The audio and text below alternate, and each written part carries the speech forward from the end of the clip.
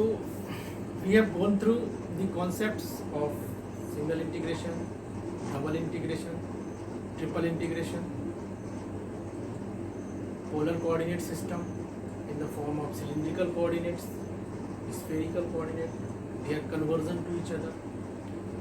So these are the basic concepts. Now in this next session we will understand how to use the concept of which we have discussed earlier, like derivatives and integration, how to use these concepts. In physics, our main purpose is how to use calculus in physics. So we have discussed the concepts of calculus, but how to use these concepts in physics, what are the precautions and what approach we should adapt when we are using these concepts in physics. Till now it is fine, we know the definition, we know the concept of integration, we know concept of differentiation, their definitions, fundamental theorem of calculus and all. But what approach we should apply when we are using these concepts in physics? Because physics, it will not directly ask integrate this or differentiate this. They will give you some physical problem. You have to convert that physical problem in terms of integration or differentiation. And by applying these tools, you have to find the solution. So we will take some few examples of these concepts.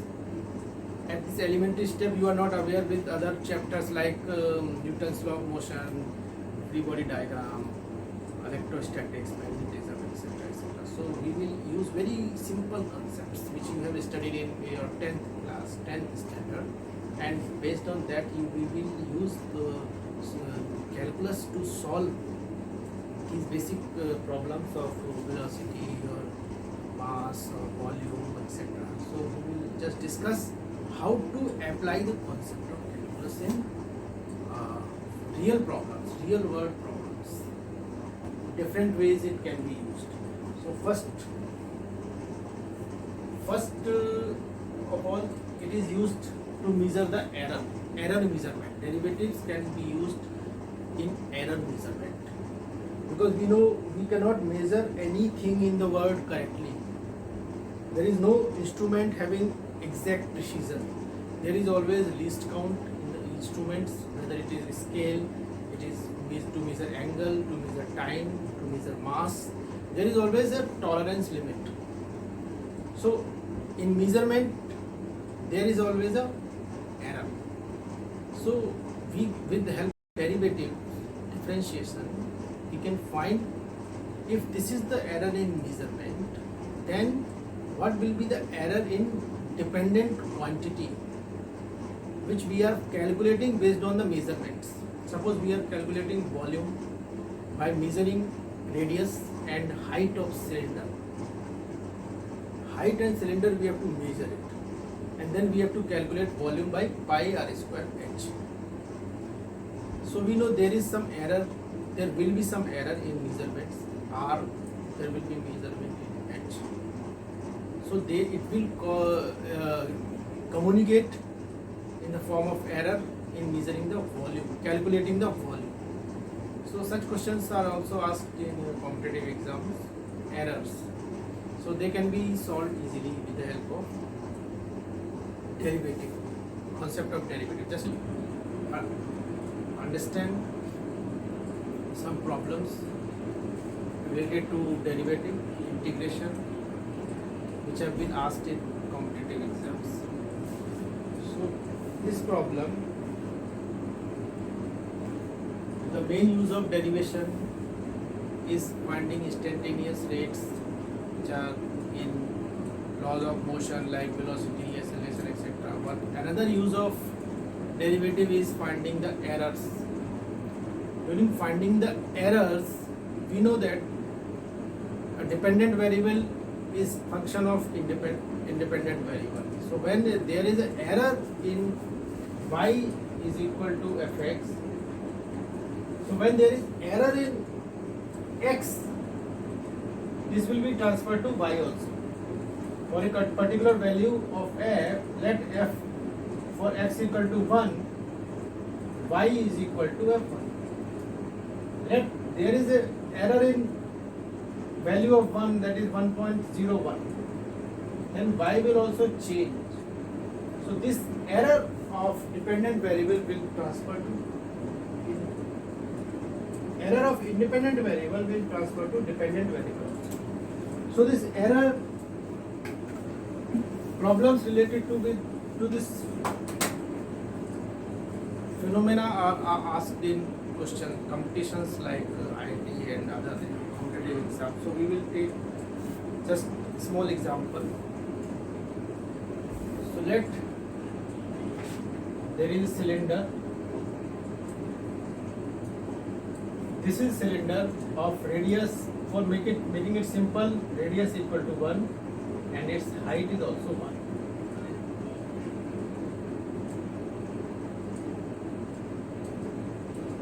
So we know the volume of cylinder. Volume of cylinder is given by pi r square h. If there is measurement, let there is error in r, which is denoted by delta r, is equal to 0.1. So what will be error in volume? So you got the problem. V equal to pi r square h, r equal to 1, h equal to 1 for this cylinder. But during measurement there is error of radius 0.1 instead of 1. He has made an error of 0.1 meter. Let these dimensions are in meter. So what will be error in volume? So this type of problem we can solve with the help of derivatives. So just differentiate with respect to r. Let h is constant, there is no error in h. H is constant. So we can say dv over dr is equal to pi 2 pi h r. So this is the derivative.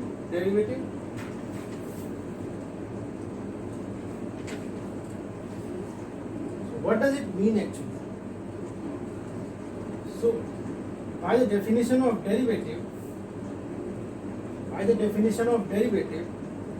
this is ratio of infinitely small volume, change in volume with respect to infinitely small change in radius. That is limiting ratio. So we can write it delta V by delta R is approximately equal to 2 pi h r. Delta V by delta R are exact errors in V and R, corresponding error. So this equal sign will change to approximate sign, because dV by dr is ultimate ratio, limiting ratio, instantaneous ratio, whereas these quantities have some finite value. So we can say with this expression, if this ultimate ratio is equal to this, then actual ratio of finite values of delta V and delta R at certain value of R will be approximately equal to. So this we can write delta V is approximately equal to 2 pi h r into delta R. So delta V, just put these values, 2 pi h equal to 1, r is equal to 1 and delta r is equal to 0.01. So this is 0.2 pi. Error in volume is approximately. These all signs will be in approximately, because this ratio is ratio of finite value of delta V and delta R, whereas this is ultimate ratio. when limiting ratio where delta R is changing to 0. dV by dr is limit delta R is tending to 0, delta V by delta. So in this case delta R was tending to 0, whereas here we are finding delta R with finite value which is 0.1. So when it will take finite value, this will not be exactly equal to limiting value 2 pi r h, which is achieved when delta R is tending to 0. Limiting value of this ratio when delta R is tending to 0. Whereas this is finite ratio of finite changes, corresponding changes when delta R is some and delta V has some finite value. So it will not exactly equal to 0.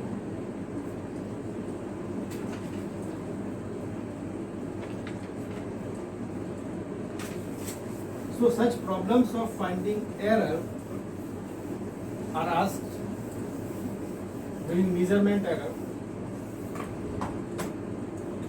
So another example we will take here. We have found when only one variable R, what will happen when a function is, when there is a function of two variables. So in the same function V is equal to pi r square h for a cylinder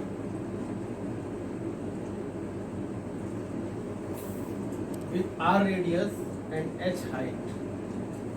Let there are errors in both r and h, so it is a function of r as well as h.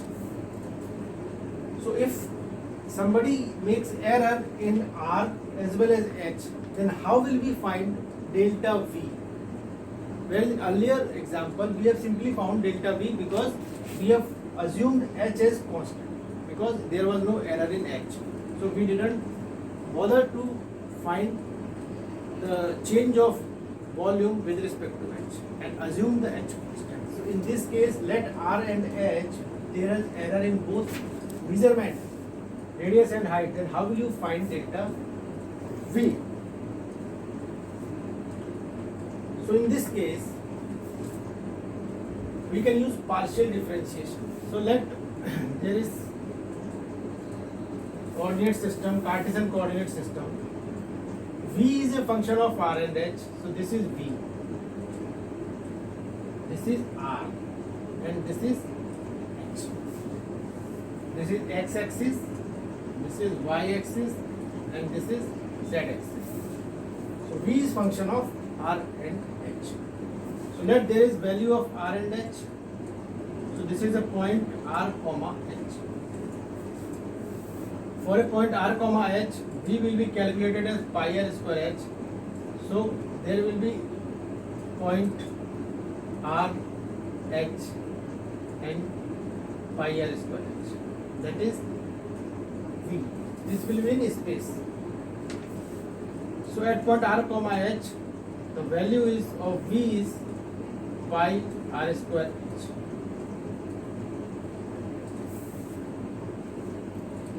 So assume that only r, just take variable r and h constant first. So partially differentiate with respect to r for volume. This is 2 pi r h. We have assumed h constant and r only variable. So this partial differentiation with respect to r is this. Now you can say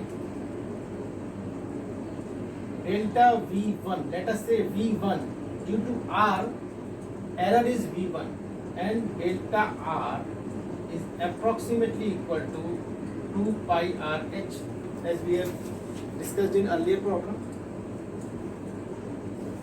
So delta V1 is equal to 2 pi r h delta r. So you see here this delta V1. So new point will be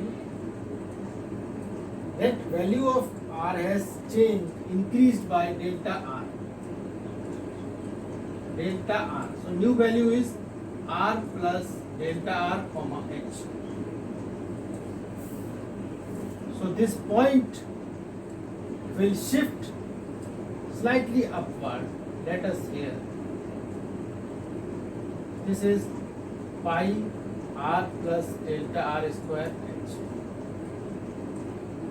This is volume, and new point is here, that is R plus delta R comma H comma pi R plus delta R square into H.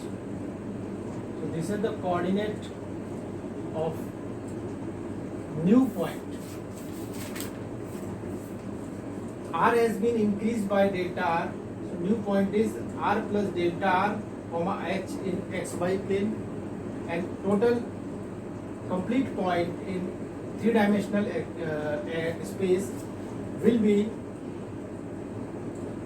calculated as V will be calculated by pi R plus delta R square into H. That is new pi R plus delta R square into H. That is new value of V, and R, new value of R, and H is same. So this is equation 1. Now assume that H changes. So differentiate with respect to H. V is equal to pi R square. Differentiate this function with respect to H. So this is just pi R square. So this can be written as delta V, let this is delta V2 by delta H is equal to pi R square.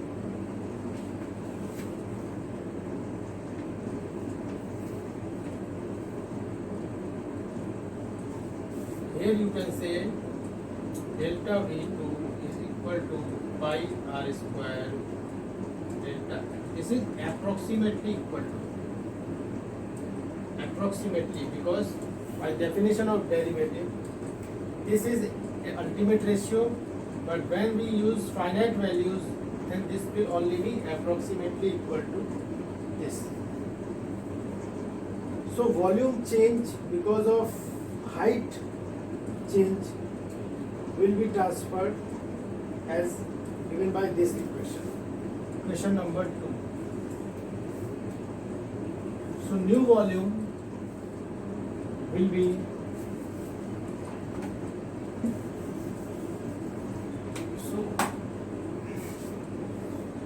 you have increased delta H, so new point is in xy plane is R plus delta R comma H plus delta H, and the new volume due to H will also increase by, and the new point will be R plus delta R comma H plus delta H comma pi R plus delta R square into H plus delta H square. This is the last point, and point corresponding to this will make volume V is equal to pi R plus delta R square into H plus delta H. Sorry, this will be H only. Pi R square H. Pi R plus delta R square into H. That will be final volume. So here you can see increase in volume due to change in delta R is given by this function, and increase in volume due to change in delta H is given by this function. So total increase in volume delta V is equal to delta V1 plus delta V2. So from here you can find delta V is equal to, so all these signs are approximate sign. Delta V1 2 pi R H delta R plus delta V2 pi r square delta h. So this is total error in volume with, and this error will be approximate error, approximate value, because it will never be equal to, these are all approximate values in delta b, because this is not ultimate ratio when we talk about finite values of delta r and delta h. So this way you can find total error in volume. Put delta r is equal to 0.1 and let delta h is 0.2. So putting delta r, delta h, r and h are known in that example. R equal to 1, h equal to 1, delta r equal to 0.1, delta h is equal to 0.2. Put these values in this expression, you will find delta v. So that is the way we calculate error of a certain quantity when it depends on more than one quantity.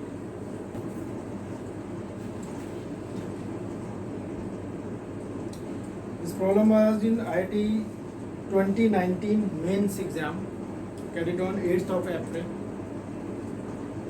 So, in this problem, error techniques of finding error is asked. How we use derivative to find the errors. So what is given in this problem? There is a simple pendulum. There is a simple pendulum. Time taken for 20 oscillation. By this method of pendulum, we have to find gravitational acceleration. So this is given time taken for 20 oscillations as measured by a watch of 1 second least count. They are measuring a watch. The least count of an instrument is the minimum measurement which can be taken correctly. So you can also assume that whatever instrument we are using with least count, that is the least count is maximum possible error by that instrument, because you see, it is the measurement which can be measured correctly. More than that can be measured correctly. Measurement is, least count is 1 centimeter for a scale. So that scale can make maximum error of 1 centimeter. Or 1 centimeter is the minimum length which can be correctly measured by the scale. That is the meaning of least count. So they are using a watch with least count 1 second. So time taken for 20 oscillation is measured by using a watch of 1 second least count. So what they are telling, the mean value of time taken come out to be 30 seconds. 20 oscillations are measured in 30 seconds by a watch. 20 oscillations of this pendulum, time taken for 20 oscillations is measured by using a watch of 1 second least count. Least count is 1 second. So in this 30 second or 20 oscillation period measurement, the maximum error a watch can make is 1 second. And the length of pendulum is 55 centimeter. Length of pendulum is 55 centimeter. It has been measured with a scale with least count of 1 mm or 0.1 centimeter. So this scale can make error of 0.1 centimeter when measuring the length 55 centimeter. So they are asking how much error will be in calculating the gravitational acceleration from this measurement error. So we know the time period of this pendulum is given by t equal to 2 pi under root L by G. L is length of this pendulum and G is acceleration due to gravity. So we are finding G. So this can be written as t square is equal to 4 pi square L by G. This can be written as expression G is equal to 4 pi square L by T square. So G is a function of length, G is a function of time period. So this is function of two variables L and T. In length there is an error, in time there is an error. So we will solve it by derivative method of partial differentiation. So let first take L as variable and T as constant. So partial differentiation of del G by del T, T as variable, is equal to 4 pi square L into minus 2 by dt. This minus sign is coming because it is a decreasing function with respect to t. It is inversely proportional to t. That's why this minus sign is coming. So this is the amount will give the, so the, in question they are asking the maximum error. So to find the maximum error, we will take only numerical value, because if time is measured slightly lower side, G will come higher, and time is measured slightly higher side, error is made in higher side, G will come slightly lower. So we will only calculate maximum error, that will be when error due to length and error due to time are added directly. So due to length and due to time, when both these error will be such that the error will cumulatively add to increase the error in G. So in that way, to find the maximum value in error, you can omit this minus sign and assume that the error in T is such that it adds with error of L. Okay, so this is 8 pi square L by T cube. It can be written as delta G1 is approximately equal to 8 pi square L by T cube into delta T. Error due to time period can be transferred in error in finding gravitational acceleration with this point. Similarly, you can differentiate it with respect to L. So del L, del G by del L is equal to 4 pi square by T square.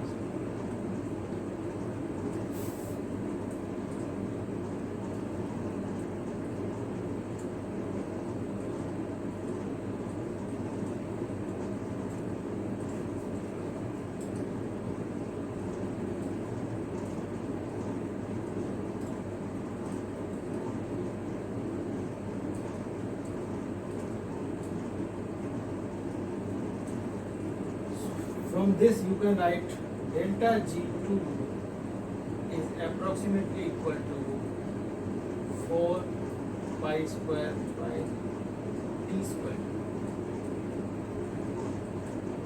We are using approximate sign as we have already discussed that this is the ultimate ratio which is exact sign, and this is the ultimate ratio with exact equality sign.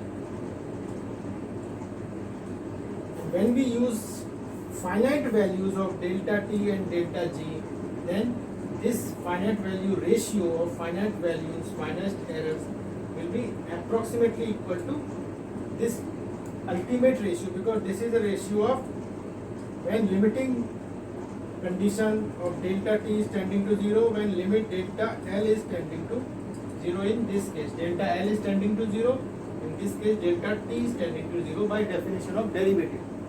But this is the for finite value of delta G and delta H, so it will be approximately equal to this. So you can write here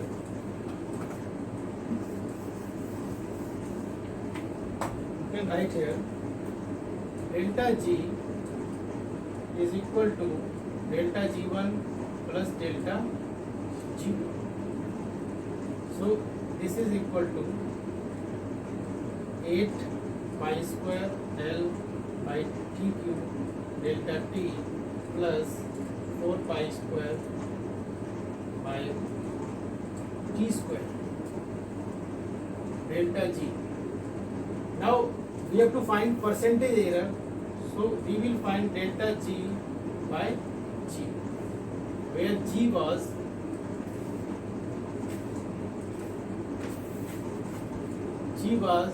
4 pi square L by T square. So delta G by G is equal to 4 pi square L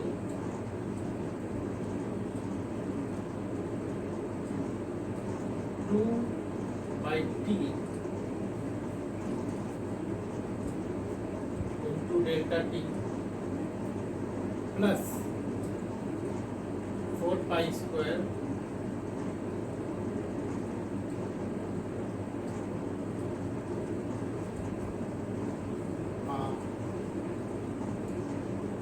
plus L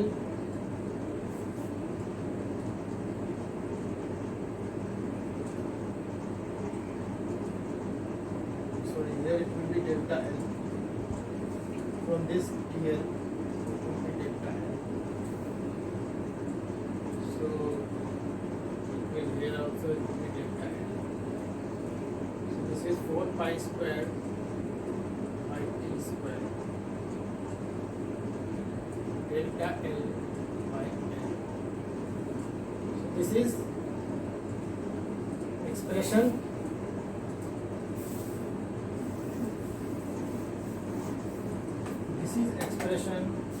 for fractional error. So just put the values. 2 by time period is 20 oscillation 30 seconds, then one oscillation time period is 30 by 20 into delta T 1 second. For 20 oscillation it is 1 second. Similarly for one oscillation it will be 1 by 20 plus delta L 0.1 centimeter divided by 55 centimeter. So this is 20 into 2 divided by 30 into 1 by 20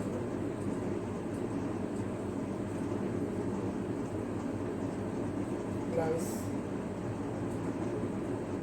0.1 by 55.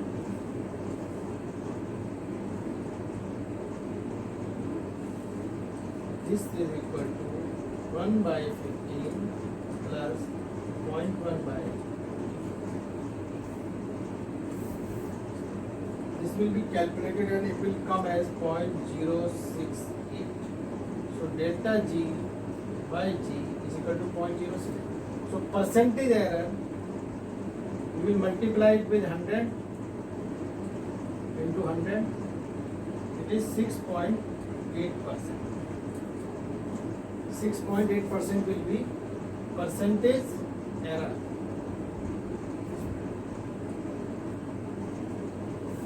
So this is the way we find the errors in calculation which are transferred into measurement errors in practical problems. How to use integration in solving real world problems. So very simple problem we will take. Let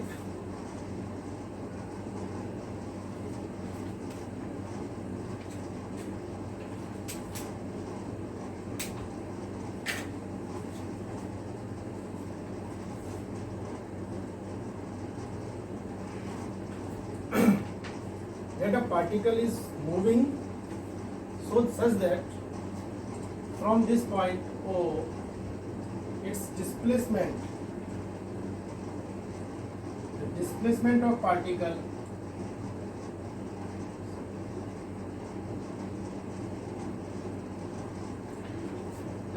is moving such that it velocity at any instant t is given by this function. So let us assume this is t, this is velocity of particle. So this function, so it will have follow curve like this passing through origin. At time t, because time cannot be negative, we will consider only this portion of the curve. Time cannot be negative in classical physics, you know. It can be positive, negative, or different, have different dimensions, and other disciplines of physics, quantum physics or relativity. So let us, time is positive. So this particle is moving following this curve. So there we have to calculate distance travelled by the particle from t is equal to 1 second to t is equal to 4. Here it is t is equal to 1. Particle was at this point. It is, suppose this was the origin when t is equal to 0.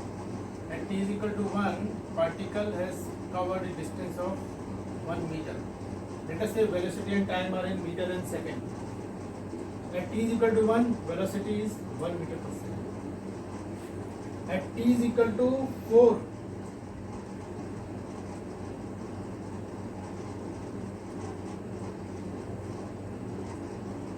velocity is 16 meter per second. We have to find the time, the displacement of particle between t is equal to 1 to t is equal to 4. That is a problem. Very simple problem, but we must know how to use it. So we know that velocity of particle is changing at every moment of time because it's function of t. At every moment of time, t is equal to 1.1, it has some velocity v1. 1.2 at t is equal to, it will have some v2 velocity like that. At every moment, its velocity is changing. So we know for fixed velocity, distance is equal to velocity into time. This is for fixed velocity. Delta t in time duration delta t, it will cover velocity this much of distance. But here velocity is changing every moment. So we have to use integration to solve such problems where velocities or quantities are changing with respect to time, with respect to distance, with respect to other quantities. In that case, we cannot simply use the formula. So to find the velocity, let at time t, particle has velocity vt. At general time, it is time between t is equal to 1 to t is equal to 4. Particle has velocity vt. Let in fraction of time, small time interval dt,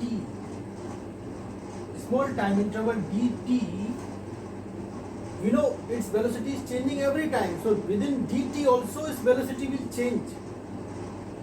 But we are assuming that in dt time range, its velocity is constant. It is so small, its velocity is almost constant. So we can say ds will be approximately equal to vt into dt, because it will not exactly equal to, again remember, ds will not exactly equal to this because velocity is changing every moment, and we have assumed that in dt time interval velocity is constant, hence ds will be vt into dt. So velocity into time, sorry, is this, we will remove this t, it is creating some confusion. V into dt. So this is approximate distance. Exact distance will not be equal to v into dt, because over the range of dt time velocity is changing, whereas we have assumed velocity constant over the range of time. So this distance will not be actual distance covered by particle in dt time. But by the definition of integration, we have seen that it will apply a Riemann limit, which says that dt will tend to 0, where there dx was tending to 0. If I say integration of both sides, ds is equal to integration of v dt. Here this approximate sign will change to equal sign. This is very important. ds and v dt from 1 to 4. T is equal to 1 to t is equal to 4. T is equal to 1 to t is equal to 4. When we use this integration sign is defined as sum of infinite limit where dt is tending to 0 as per Riemann definition. So that dt will be 0, hence this approximate distance will change into actual distance. The approximate sign will change into actual sign, and this v into dt is small displacement, general displacement. Similarly, this integration process operation will integrate all those vdt, small rectangles, small distance in up to infinite series by assuming dt is tending to 0. That's why sum of those infinite terms, limiting sum of those infinite terms will be equal to total distance. So you can say ds is s v dt, then v is equal to t square dt 1 to 4, and this is equal to 1 by 3 t cube 1 to 4, and this is equal to 1 by 3 4 cube minus 1 equal to 1 by 3 64 minus 1 is equal to 63 by 3 meters.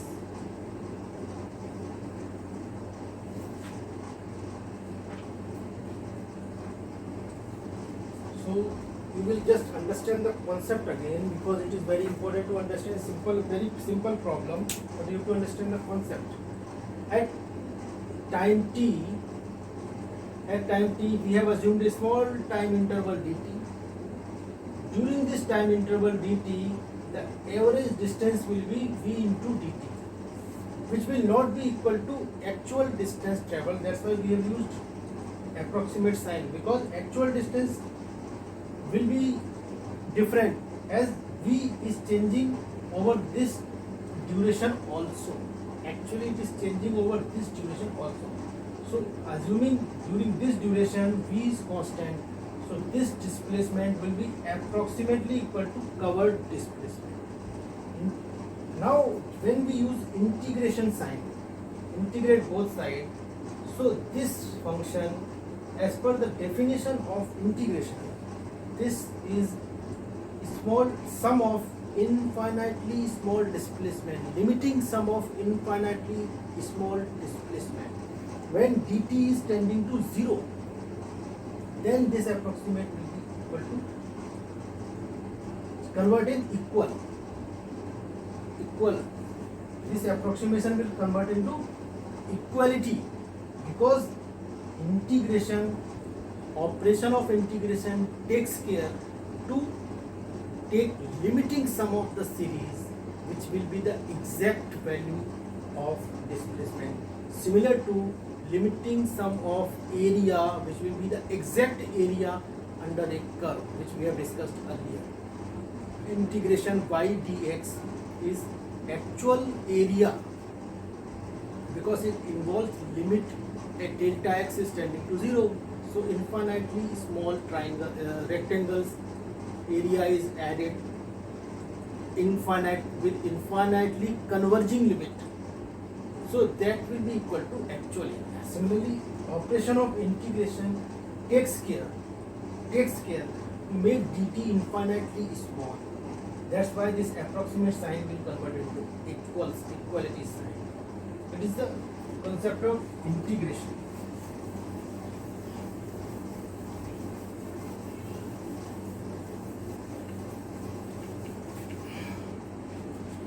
We will take another problem.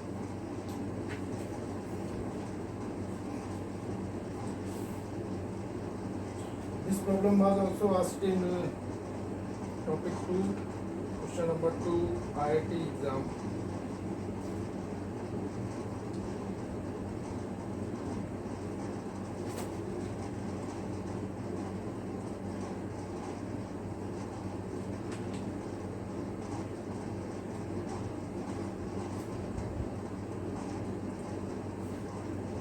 (2019) main IIT exam.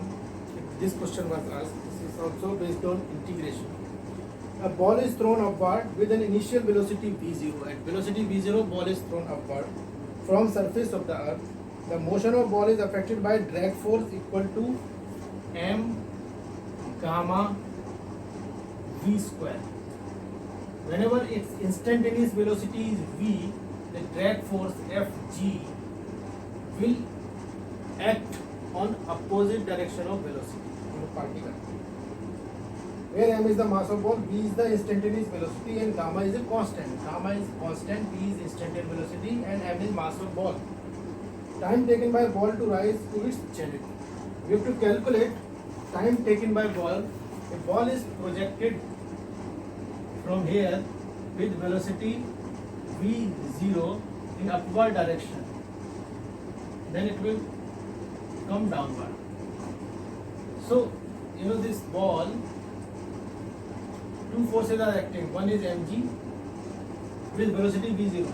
It will reach at zenith when its velocity will be 0. Top point, its velocity will be 0. So, we have to calculate time.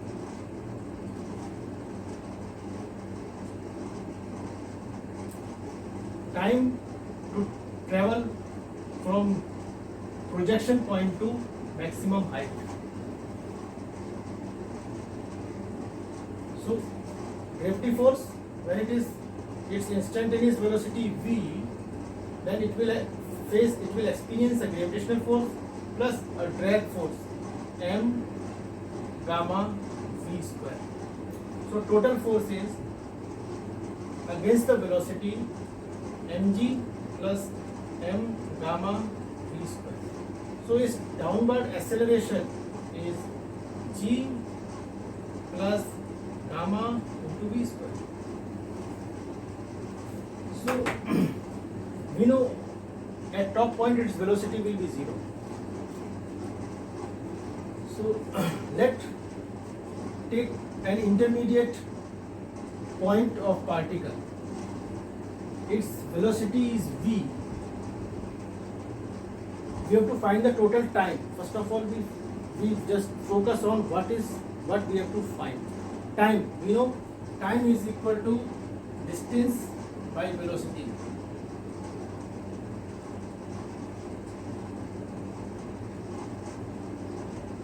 Time is equal to distance by velocity.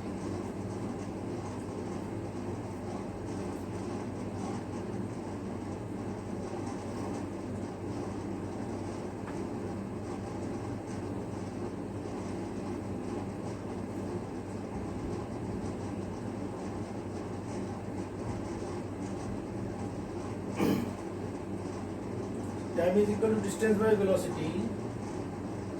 We know acceleration of particle. What is acceleration? In terms of differentiation, dv by dt is equal to g plus gamma v square. So we can write it like this: dv is equal to g plus gamma into v square dt. This means change in velocity during time duration dt at when its instantaneous velocity was v is this. So from here we can just physically interpret this. Time taken dt is equal to dv into 1 by g plus gamma v square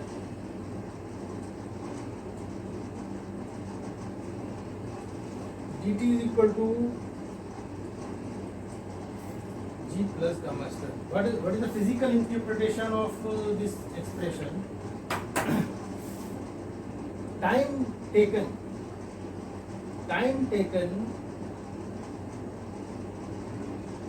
to reduce velocity by dv is dv by g plus gamma into v square. This is the time taken. So this is for any intermediate position dt. Time taken is dt. So total time taken, integrate both sides. dt is equal to, now dv, what is the total change in velocity? Initial velocity was v0, final velocity is 0 at top point. 1 by g plus gamma into v square dv.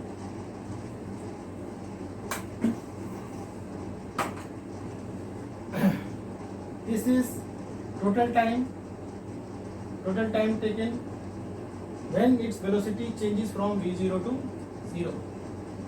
Integration v0 to 0, 1 by v square plus under root g by gamma whole square. Here we write 1 by gamma dv.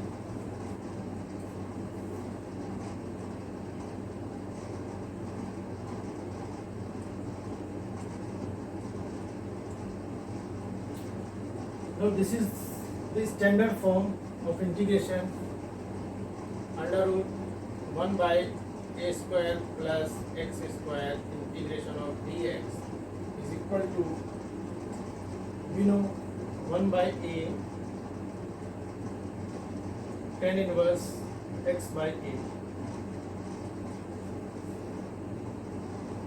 So here is this, so you write it like this, 1 by gamma, 1 by gamma, 1 by a under root gamma by g tan inverse x by a.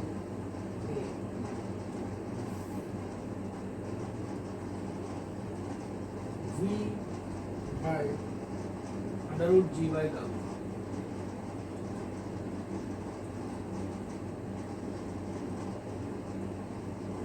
V0 to 0.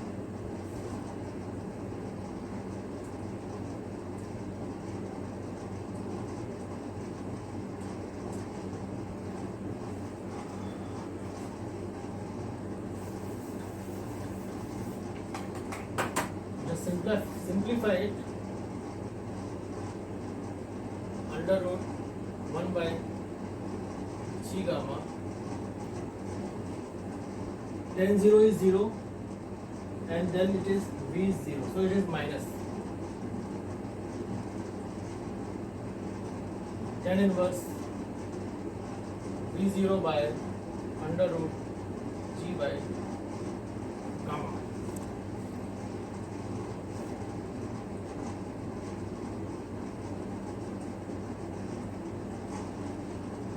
Total time. So this minus sign is coming because this is the time taken when velocity changes from v0 to 0. So it has decreased actually. Velocity has decreased here. That's why this minus sign is coming. You can ignore this negative. So the total time taken is, because time cannot be negative, total time taken is 1 by g gamma tan inverse v0 by g gamma.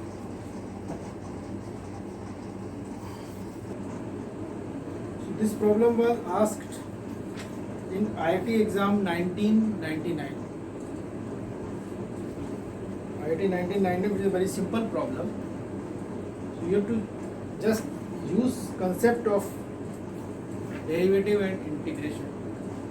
So this problem says the coordinates of a particle moving in a plane are given by, a particle is moving in a plane such that its coordinates are given by x is equal to a cos pt and y is equal to b sin pt.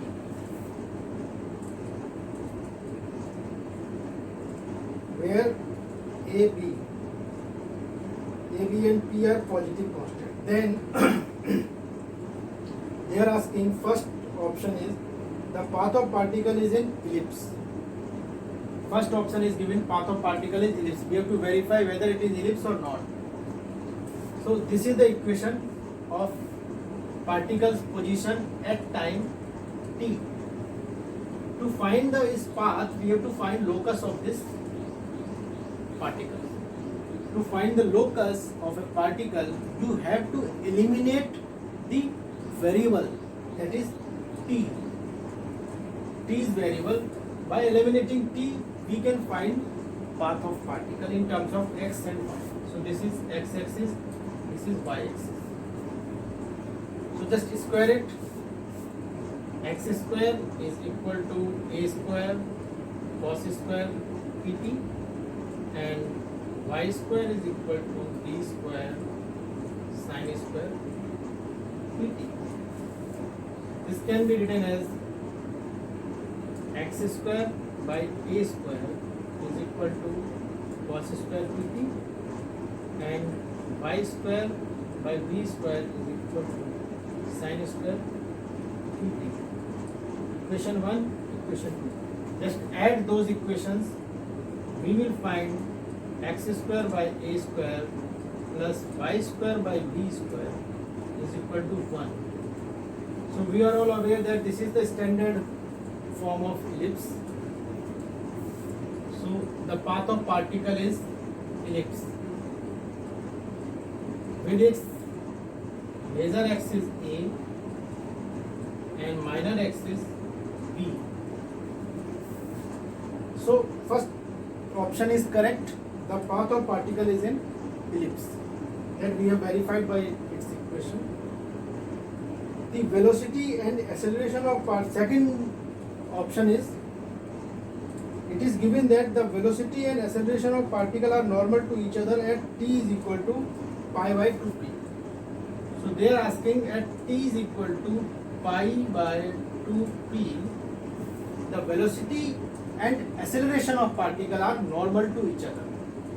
Whether it is true or false, normal to each other at this moment of time. So from this you can find, you know, the velocity in x direction will be dx over dt is equal to minus a p sin pt, and velocity in y direction will be dy over differentiation of its position, that is p cos pt. Similarly, acceleration in x direction is equal to ddt of vx is equal to minus a p square cos pt, and acceleration in y direction is equal to ddt of vy is equal to minus b P square sin Pt. So they are asking at t equal to pi by 2t. At this point, velocity in x direction pi by 2p is equal to minus ap. Put t is equal to pi by 2p, it will be 90 degree, sin 90 is 1, then it is 1. Similarly, this velocity in y direction, it will be cos 90, so it is 0. X axis, it will be cos 90, it will be 0. Y axis acceleration minus bp square. So you can see velocity is this. So at time t is equal to pi by 2 p, velocity is in negative direction and vertical component is 0. That means only this point and this point, vertical component will be 0. Particle velocity is in tangent direction.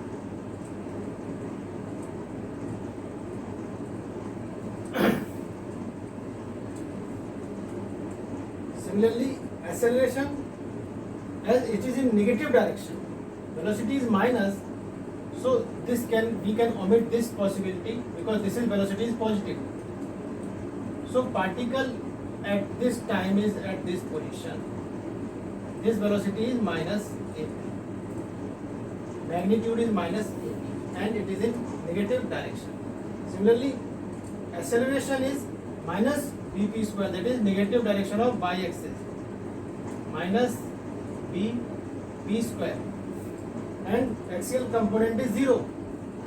So acceleration at this t is equal to pi by 2p. Velocity is in this direction, negative x-axis direction, while an acceleration is negative y direction, and both are perpendicular. So this second option is also correct. Third option is the acceleration of the particle is always directed towards a focus. So we have to find the acceleration. Ax is this and ay is this. At any point of time, ax is this and ay is this. So let the arbitrary point is P. Let P. So at this point, downward component and horizontal component of acceleration. And assume a line passing through focus of this ellipse, origin of this ellipse. So this point P will have coordinates x and y. So this line OL, the gradient angle of this line is theta, then tan theta will be y by x is equal to y position P sin Pt by A cos Pt. So P by A tan Pt, tan theta. So when the point is at position x and y, the line joining point P and origin will have angle theta given by this equation. P by A tan Pt. Now find the direction of acceleration at this point. Direction of acceleration, that means tan theta is equal to Ay by Ax. Y component divided by x component. So minus y component is minus bp square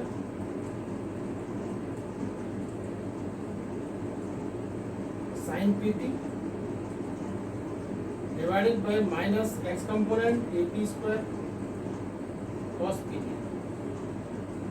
and this is p by a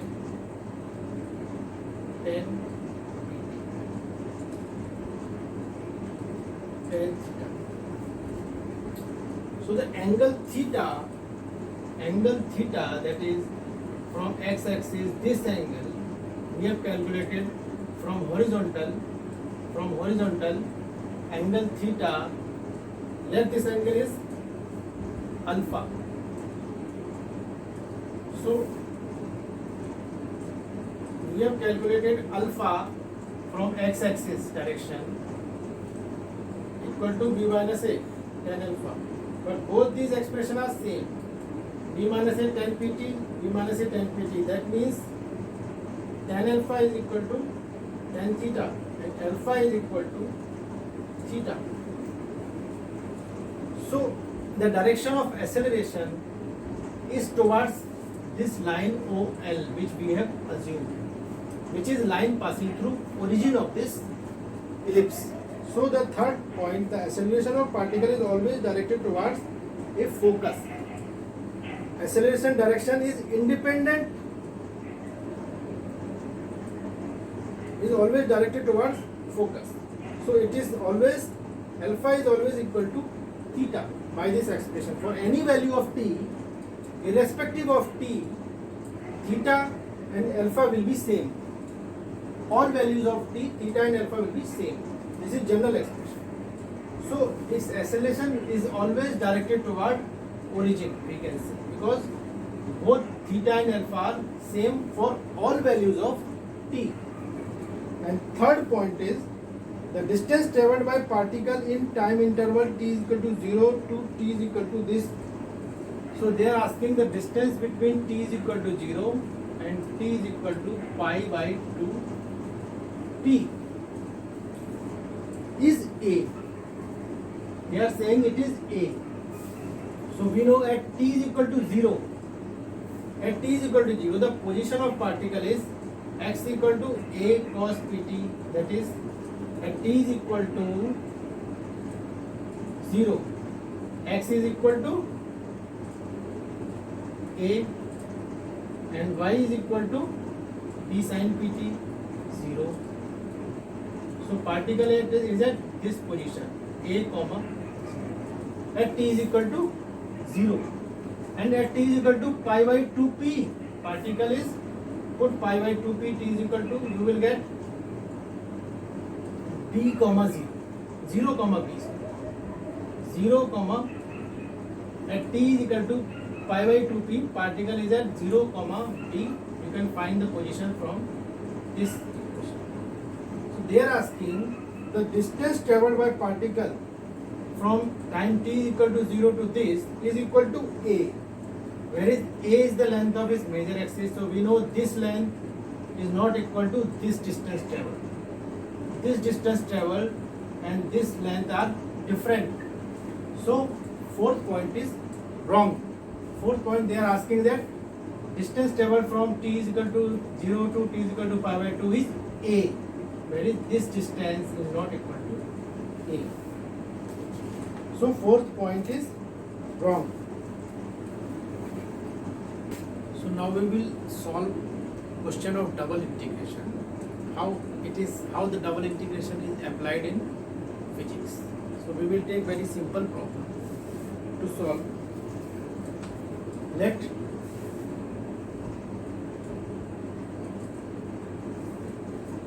there is a region, as we have discussed in double integration, there are two functions, original function as well as a function which defines region. So region is defined as, there is a region defined as x is equal to less than 1 and greater than minus 1. And y is equal to less than or equal to x square and greater than or equal to minus 1. This is a region over which we have to integrate. This is a region and there is a function. So just we will draw this region first. We know y equal to x square is this function, parabola, y equal to minus x square is this parabola, x equal to 1 and x equal to minus 1.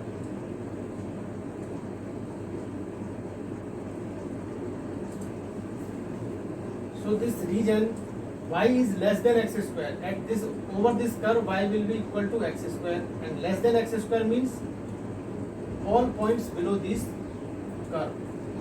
Similarly, y is greater than minus x square.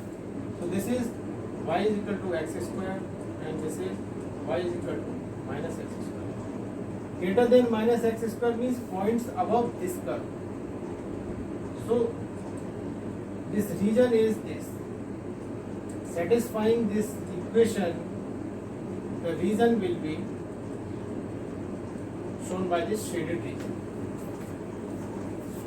X is equal to 1, x is equal to minus 1. There is a function, the value, suppose this is the area. Even though this area looks awkward, but just we will assume this is the area, cross section area. And value of flow perpendicular this cross section is given by a function x comma y is equal to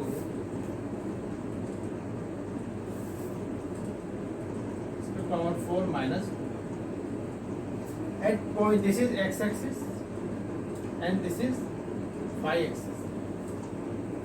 So at point x comma y you can say anywhere x comma y, the flow of water is given by this equation. Flow of water is given by this equation. So at this, during this region, water has different magnitude of flow. So we have to calculate, sorry, this is the velocity. The velocity of fluid at point x comma y is given by this equation. That it is in meter per second. So we have to find flow through this shaded region. Flow through this shaded region. Here we will use double integration to solve the problem. So let us take a small element dx and dy along x-axis length dx, along y-axis length dy. So area of this small element is dx dy. And at this point, at this area, let the point is x comma y. At this point x comma y, velocity is this. Even though velocity is changing at a point, so we will assume that at dx and dy region, velocity is constant. So dq, flow is equal to area into velocity is equal to, area is dx dy and velocity is x to the power 4 minus 2. So this is flow through this small area. As we have assumed velocity at this point x comma y constant in this small area dx into dy. So this is just approximately equal to, I will say approximately, not exactly, because velocity is changing. Velocity is changing even during this small region also, no matter how small this is, because velocity is fixed at a point, even at a point x comma y. In this region also velocity will change. So flow will not exactly equal to this. It will be approximately equal to this, because as the area will be smaller and smaller, we will get more accurate flow. So small flow through this area is approximately equal to this.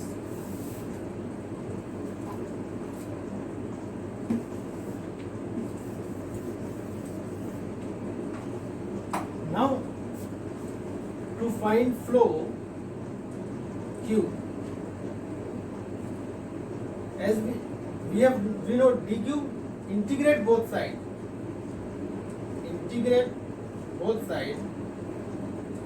over this region R.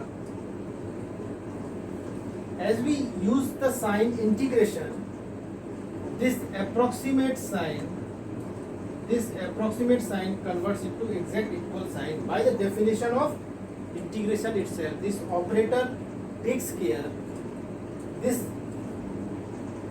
operation, because when we will integrate, the Riemann series will be made, and this Riemann series will make this dx into dy both tending to 0. Dx is delta x is tending to 0 and delta y is tending to 0. In that case, the flow will be exactly equal to expression given by this double integration. This double integration operators takes care by Riemann series. Limiting value of addition of infinite series will be achieved by this double integration. So this is x to the power 4 minus 2y dx dy. Now define the limits for x. It is this small element will sweep through this shaded area. It will sweep from -1 to +1 for x in x direction. In y direction, it will come to y equal to x square and y equal to minus x square. It will reciprocate between these two curves, y equal to x square, y equal to minus x square. So limit of in y direction will be minus x square to plus x square. So this is total flow. Again, you remember this exact sign of equality. Here it was approximation, because this was approximating the flow constant over this small element. So it was approximately equal to, whereas when we use integration, it will be exactly equal. So now integrate it.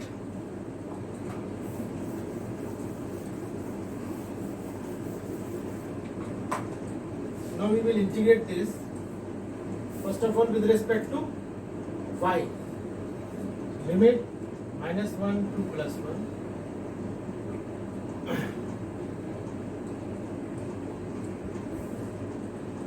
X to the power 4y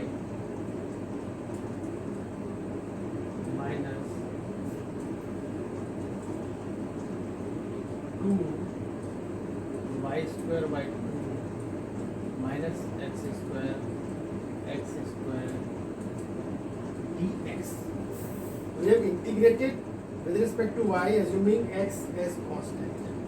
X as constant as Fibonacci series, Fibonacci theorem. We have explained that we can carry out the integration in any order. First, you can integrate with respect to y, and second with respect to dx, x, or you can first integrate with respect to x and then y. That is Fibonacci theorem. The order of integration doesn't matter. So here, this is equal to -1 to +1. This will cancel. This is equal to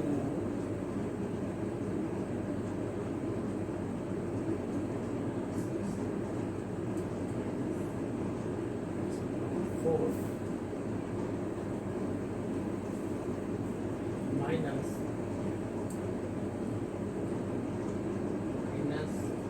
x to the power 6 minus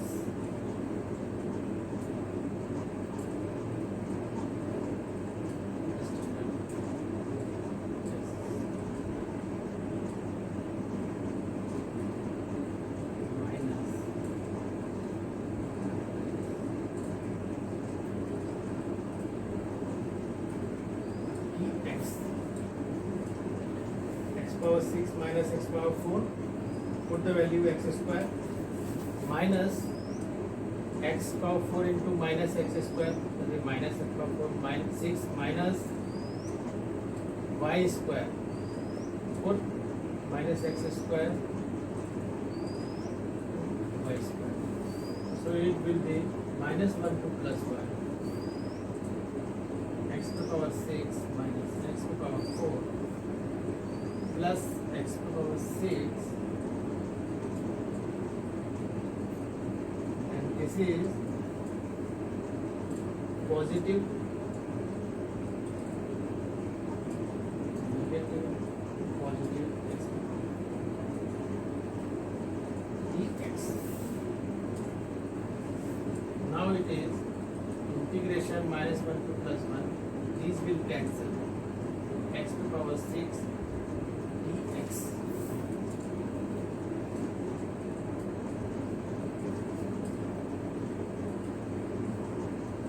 So we have just committed a mistake actually.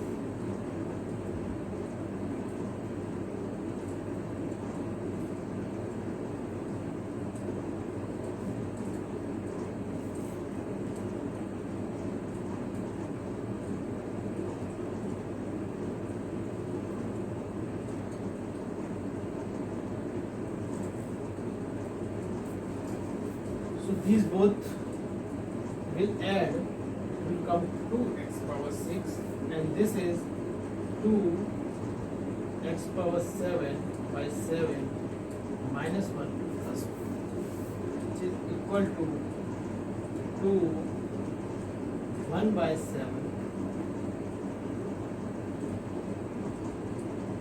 minus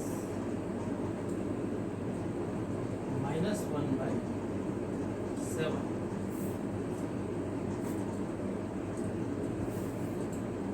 This is equal to 2 into 2 by 7, 4 by 7. So Q is, we have calculated Q is 4 by 7 meter cube per second. If this area is given in terms of meter square and velocity is given in terms of, this velocity is given in terms of meter per second. Velocity given by the function is in terms of meter per second and area is given in terms of meter square. Then this flow through this shaded region will be 4 by 7 meter per second square.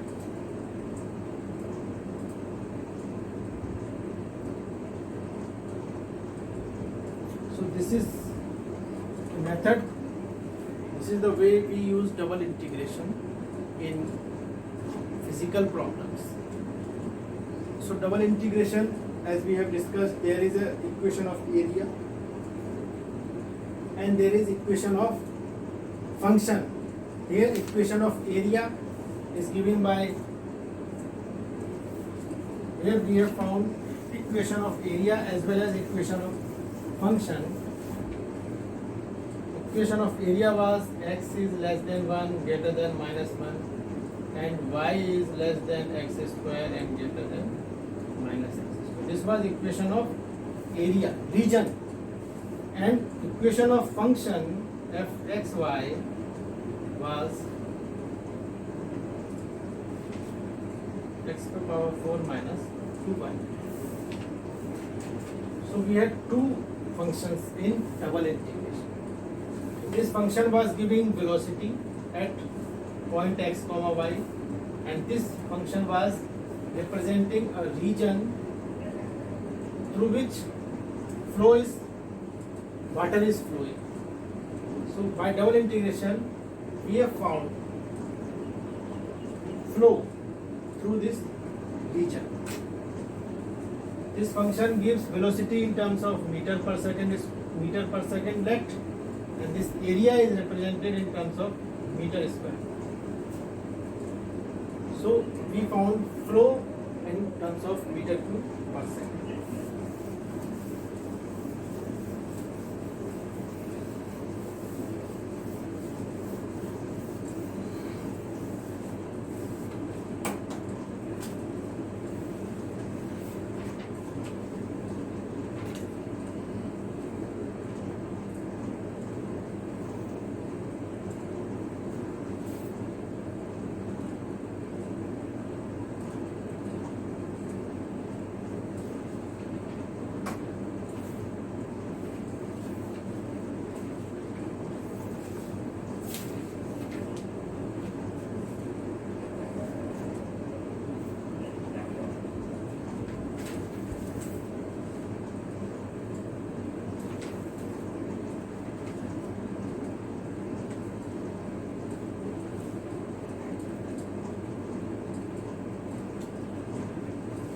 Now we will discuss the problem of triple integration.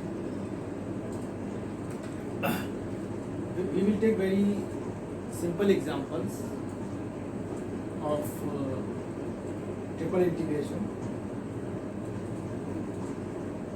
and how we use this triple integration in physical problems. So there, similar to double integration, there was a function which was representing region, there was a function which was representing flow. In double integration also, there will be a region which will represent volume.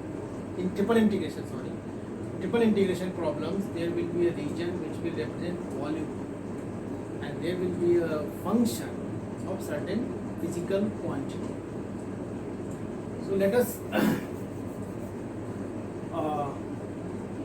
see some application of triple integration in physical problem.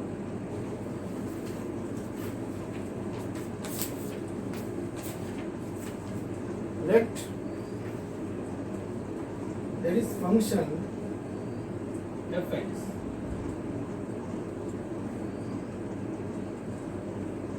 We have taken very simple problem just for explaining the concept. There is function given by at certain point x comma y. Sorry, this is function x y z. At point x comma y comma z, this function is represented by this expression, and this function gives the velocity density. Let us assume that this function gives the density in region at point x comma y. That is in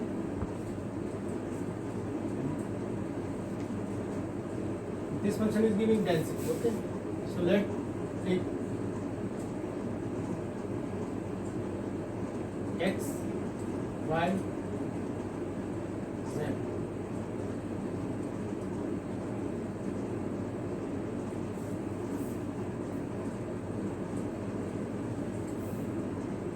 Kilogram per meter is meter cube. Density at a point given by this function at x comma y comma z in kg per meter cube. There is a region, hemispherical region in x, y, z coordinate. So let us make this graph simple.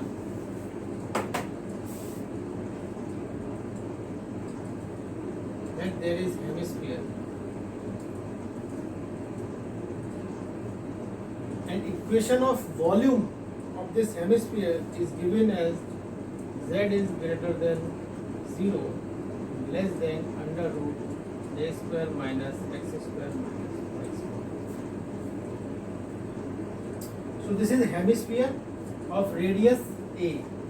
From this equation, this is radius a. More than 0, let this is z axis. Well, this hemisphere only exists in positive z direction, and less than a square minus x square minus y square. This is equation of sphere. Equation of sphere is x square plus y square plus z square is equal to a square.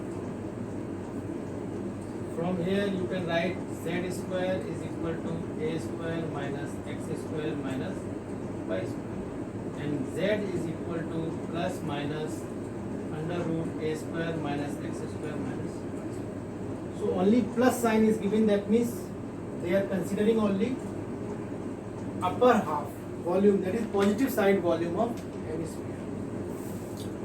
So that only plus sign they have mentioned. So there is volumetric region given by this equation, which is equation of sphere. As it is more than only above greater than 0, that means it is equation of hemisphere, because full equation of sphere is x square plus y square plus z square equal to a square. So you have to find mass of this hemisphere.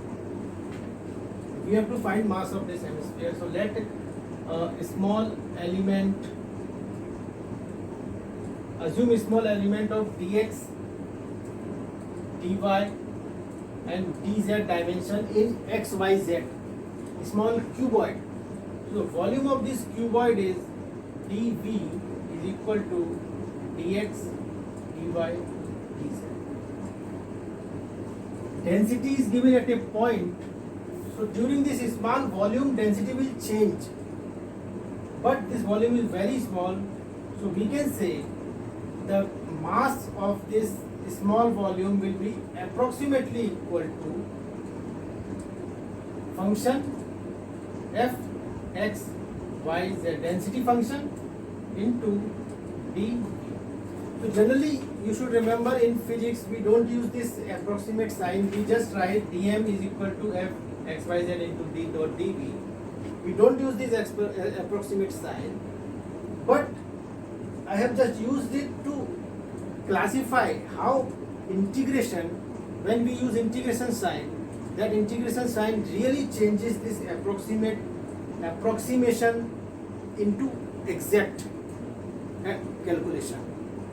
That's why I am using it. Otherwise, in normal writing in exam and practice, you need not to write this approximate sign.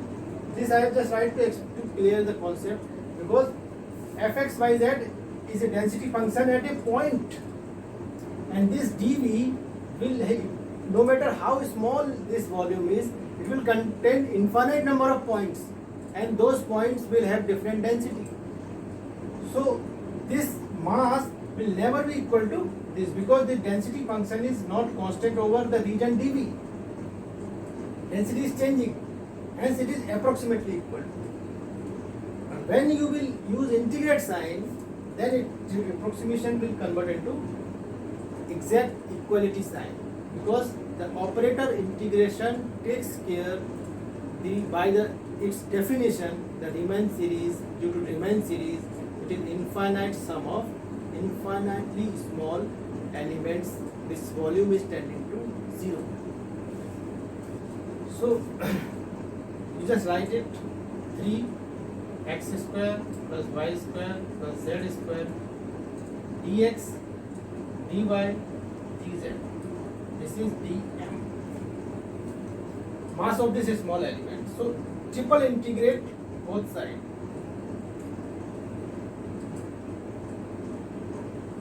So this approximate sign will convert into exact sign over the volumetric region. Over the volumetric region, now it has converted to exact sign. Now we have to integrate this to find actual mass of this hemisphere.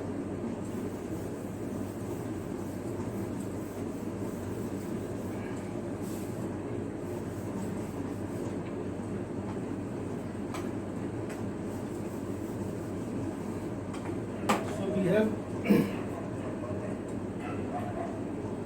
to integrate.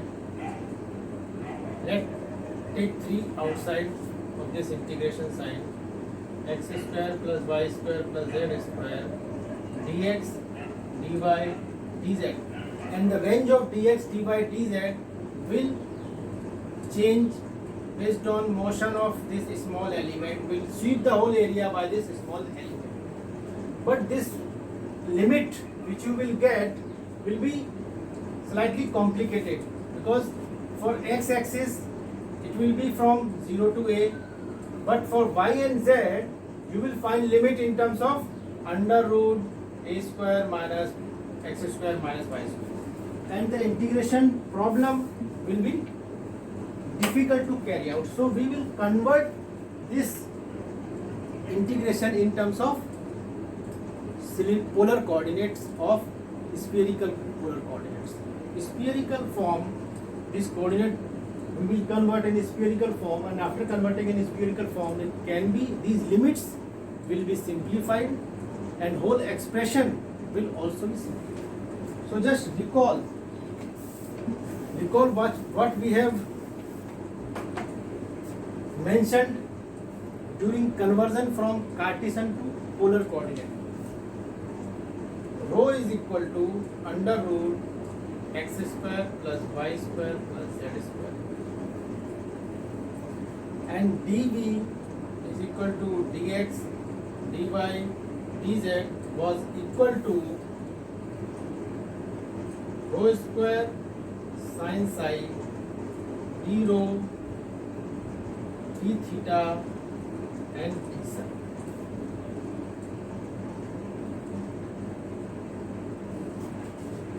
So this conversion we have taken directly from Cartesian to spherical coordinate system. So after this conversion we will write this expression as x square plus y square plus z square is rho square. So this is rho square into dx dy dz. Dx dy dz is dv. This is this. So this is rho square sin psi d rho d theta d psi. Now we will fix the limit of these rho, theta and psi. Just recall conversion from Cartesian to spherical coordinate. Rho is changed from 0 to radius. 0 to radius is a. This volume is given by this a square minus x square minus y square. So this sphere is having radius a. And what is r? This is z. This is y. And this was x. So what is r? R is the projection of this point on xy coordinate and making angle theta from x-axis. So r will change when this small volume will sweep the area, then r will change from 0 to 2 pi. Sorry, theta will change from 0 to 2 pi. Theta is this angle with x-axis from projection line of this point. So the theta will change 0 to 2 pi to cover whole hemispherical circumference. Similarly, psi. Psi is the angle of point with z-axis. This is psi. This will change from 0 to pi by 2. So this is total mass.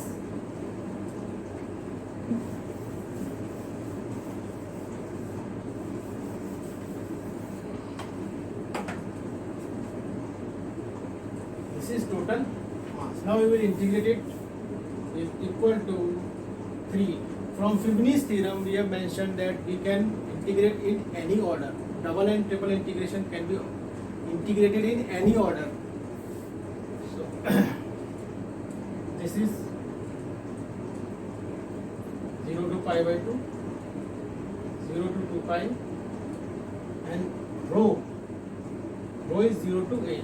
So this is rho to power 4, that is rho to power 5 by 5, 0 to a d theta d psi. So this can be written as 3 by 5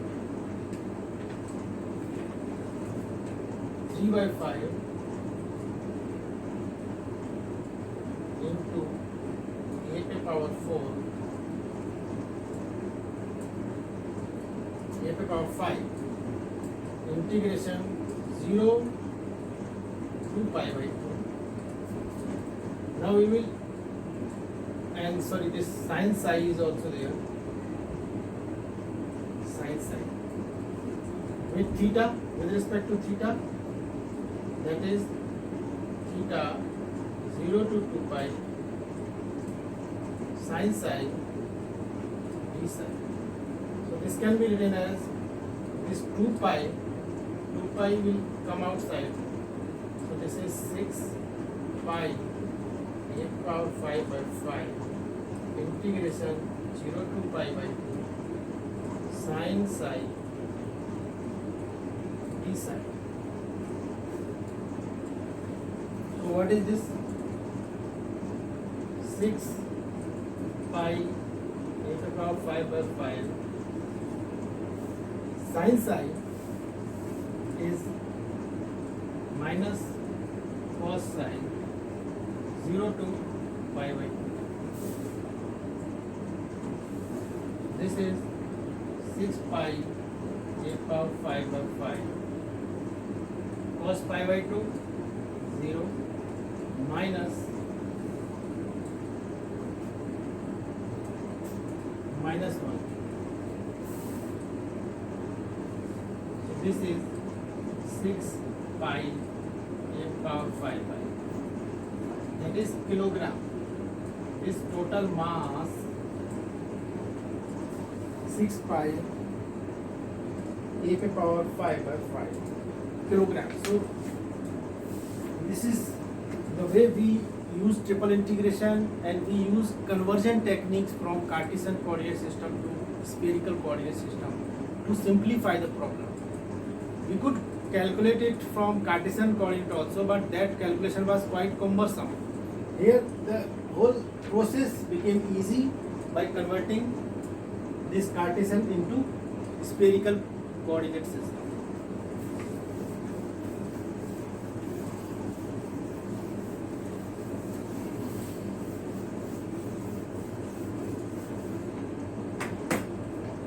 Similarly, we will take another problem of triple integration.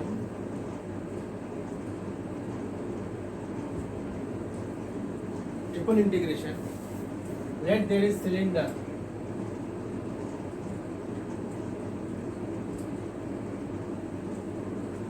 There is cylinder.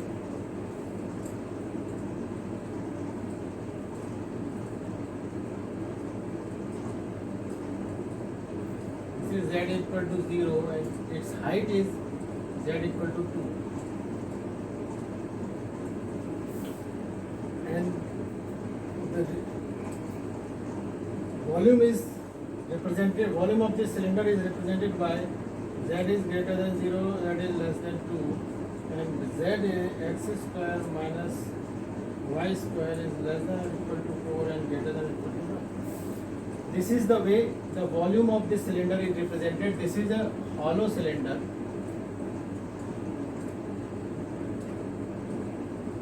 So the volume of the cylinder is represented by this. So that means the z is changing from 0 to 2. That means height of cylinder is 2. And this is equation of circle. X square minus y square equal to 1 inner circle. X square minus y square equal to 2 square outer circle. So the radius of inner circle is 1 and radius of outer circle is 2. So this is a hollow cylinder with inner radius 1 and outer radius 2. Height z. Similarly, we have a function. In triple integration, we have a function of volume and we have a function itself.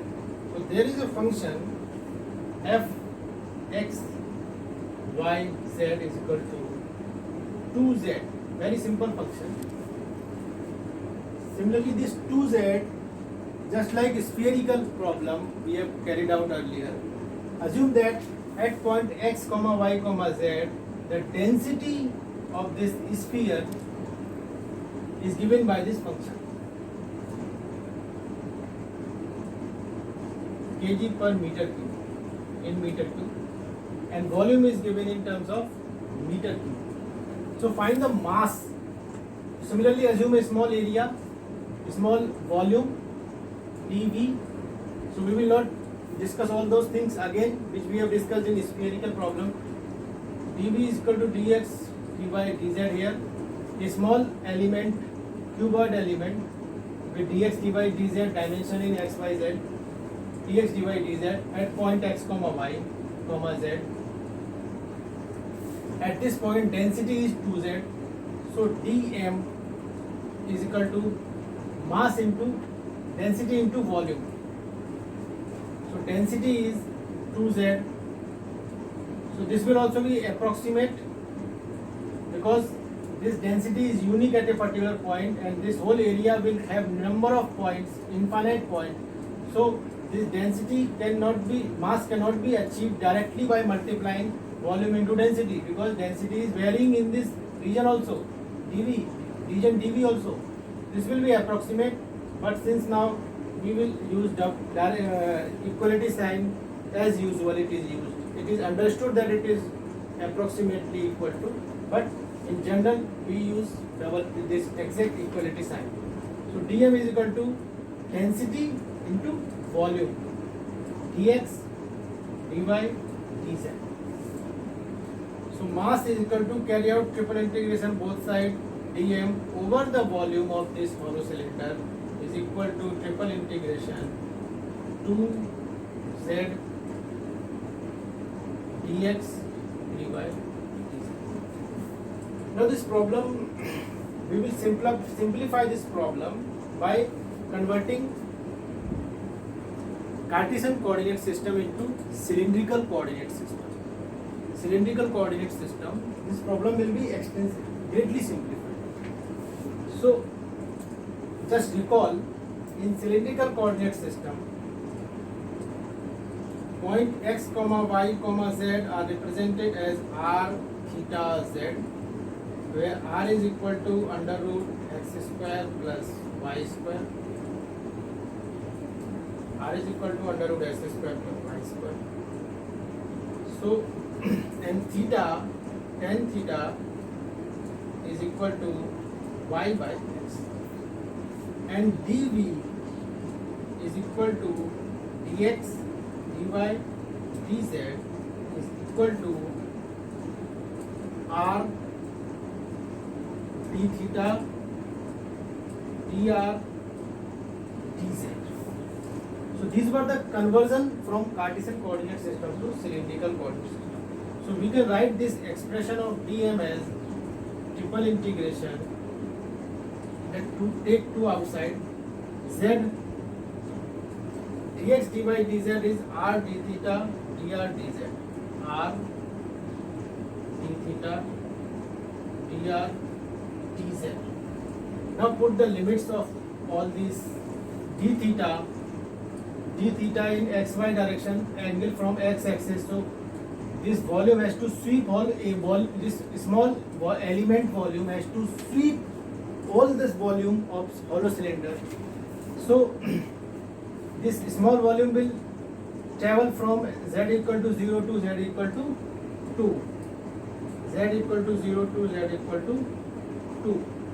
That is the limit of z. R, this dr. dr is inner radius and outer radius. This is 1 to 2. d theta, angle from x-axis.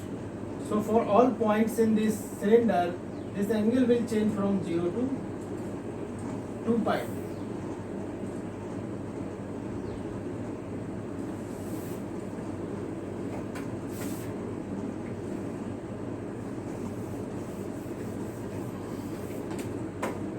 This we can write as, from Leibniz theorem we can integrate in any order, 0 to 2, 1 to 2,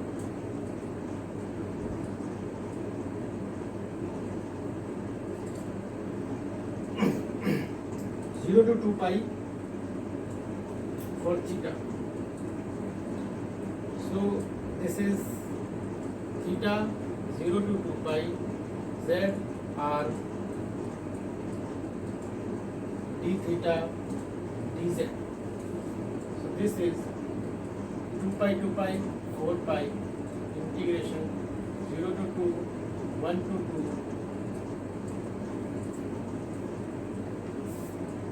z into r d theta dr and dz.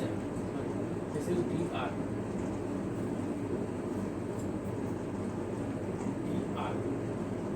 This can be written as 4 pi 0 to 2. We will, with respect to r, z r square by 2 1 to 2 dz.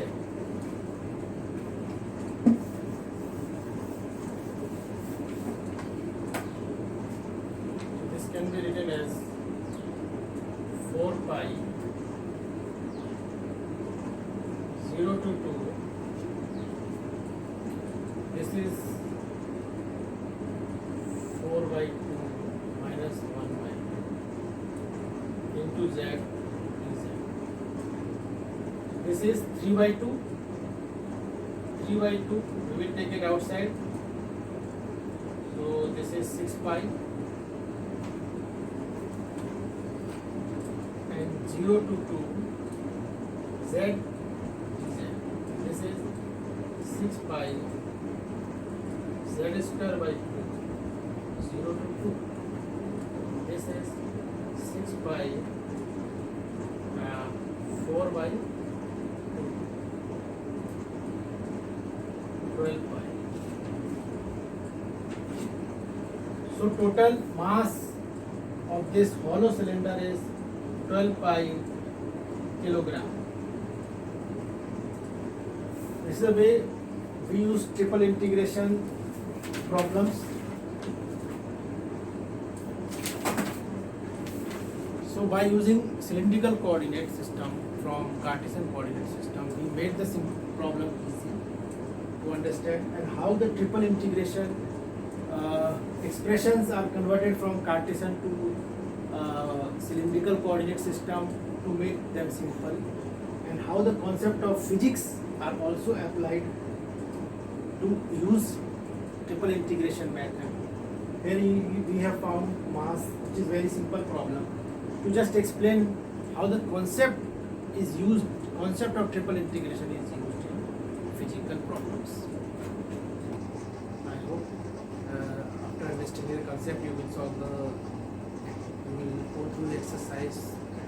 Please solve as many problems as possible, because there is no solution of solving the problems by yourself until unless you will not solve the problems. You will not get that accuracy in solving the problems. You will commit mistake, as I have committed some mistakes during solving the problems. No problems were very small, but because there may be some mistake in calculation, in putting the values in divide multiplication. So that doesn't matter actually. I would say exercise more and not commit any mistakes during problem solving. The exercise can help you to increase the accuracy which you need to give competitive exam, because competitive exam needs both things, concept as well as accuracy. Only knowing concept is not enough, and only solving problem is also not enough, because exams of like IIT JEE and other good competitive exams are designed in such a way to judge your concept, depth of your concept, as well as the accuracy level you show in putting the exam. If you don't have accuracy, you commit mistakes, and it's very difficult for you to find the competition, find tough competition. So I hope I will advise and suggest you to solve lot of problems, as many problems as possible. You will also know new concepts, know new ways to solve the problems, different ways to solve the problems.